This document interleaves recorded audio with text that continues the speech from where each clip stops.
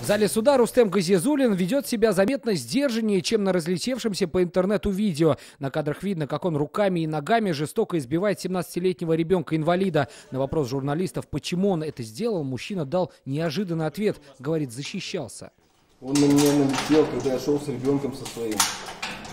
Убью, плюнул еще в меня. Он сказал убью?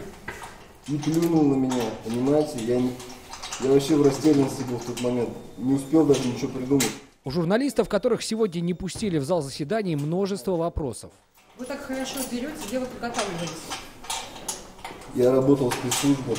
Мне позвонила супруга, сказала, что Володю избили.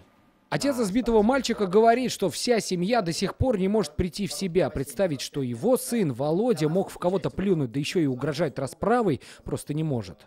Во-первых, Володя слово «убьют» не то, что там знает, не знает, сказать с каким-то либо определенным смыслом не может. Он стоит на цыпочках, переминается с ноги на ногу, что уже показывает определенные качественные моменты ребенка, понимаете?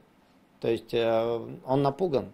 Обидчика сына Александр Сидоров видел только в полиции. Поговорить не удалось. Зато о самом конфликте сейчас говорят уже по всей России. Вот как в своем аккаунте его прокомментировала уполномоченная по правам ребенка России Анна Кузнецова. Поднять руку на ребенка-инвалида, избить его на глазах у всех, у детей. Не могу поверить, что никто из прохожих не остановил это издевательство. После этого не нужно вопросов о природе детской агрессии. Все произошло у выхода из станции метро Яшлек. 17-летний подросток проехал несколько лишних станций метро и хотел добраться до своей матери. Местные продавцы говорят, что сам инцидент не увидели, а услышали. Их удивило, что никто даже не остановил мужчину. Они вызвали скорую и полицию. Здесь спрятался, и нам оказали хотя бы медицинскую помощь. А в каком состоянии он здесь был у вас? Но у него кровь шла, то есть и нос, и рядышком с носом. Ему потому что ногами ударили по лицу.